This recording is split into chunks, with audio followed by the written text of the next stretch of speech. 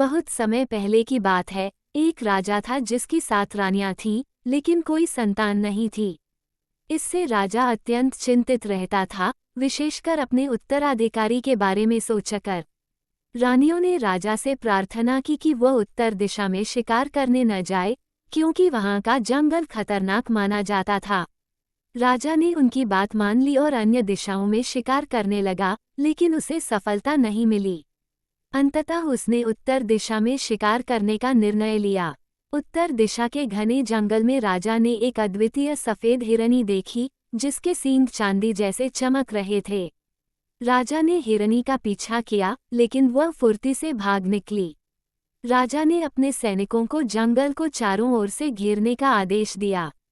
हिरनी घेराबंदी में फंस गई, लेकिन जैसे ही राजा ने उसे पकड़ने की कोशिश की, उसने जोरदार प्रहार किया और राजा को जमीन पर गिरा दिया। हिरनी पहाड़ों की ओर भाग गई और राजा ने अकेले ही उसका पीछा किया, जिससे उसके सैनिक पीछे रह गए। राजा एक संकीर्ण घाटी में पहुंचा, जहां उसे एक झोपड़ी दिखाई दी। वह भीतर गया और पानी मांगा। अंदर एक वृद्ध महिला चरखा कात रही थी। उसने अपनी सुंदर पुत्री को पानी लाने के लिए कहा। राजा उस युवती की सुंदरता से मोहित हो गया। बातचीत के दौरान वृद्ध महिला ने बताया कि वह सफेद हिरनी वास्तव में उसकी बेटी है, जो एक श्राप के कारण हिरनी बन गई है। श्राप से मुक्ति के लिए आवश्यक था कि कोई राजा उसे अपने महल में ले जाकर विवाह करे। राजा ने युवती से विवाह करने का निर्णय लिया और उसे अपने महल ले आया। कुछ समय बाद रानी ने एक सुंदर पुत्र को जन्म दिया।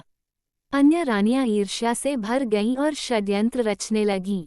उन्होंने नवजात शिशु को चुरा लिया और नदी में बहा दिया। फिर रानी पर आरोप लगाया कि उसने राक्षसी संतान को जन्म दिया है। राजा ने क्रोधित होकर रानी को अंधा कर कारागार में डाल दिया। नदी में बहते हुए शिशु को एक साधु ने बचाया और उसका पालन पोषण किया। वर्षों बाद वह बालक एक वीर युवक बन गया। एक दिन उसने अपने जन्म की सच्चाई जानी और अपने माता पिता की खोज में निकला। वह अपने पिता के राज्य में पहुंचा, जहां उसने देखा कि राजा और प्रजा एक समस्या से परेशान हैं। राजकुमारी ने घोषणा की थी कि वो उसी युवक से विवाह करेगी जिसकी 7 माताएं हों। युवक ने अपनी कहानी सुनाई और बताया कि उसकी 7 माताएं हैं, उसकी जन्मदात्री माँ और 6 अन्य रानियां। राजकुमारी ने उसकी सत्यता की जांच की और उससे विवाह करने का निर्णय लिया। विवाह के बाद युवक ने राजा को अपनी वास्तविकता बताई और अपनी मां की निर्दोषता साबित की। राजा ने अपनी गलती स्वीकार की और रानी को मुक्त कर दिया।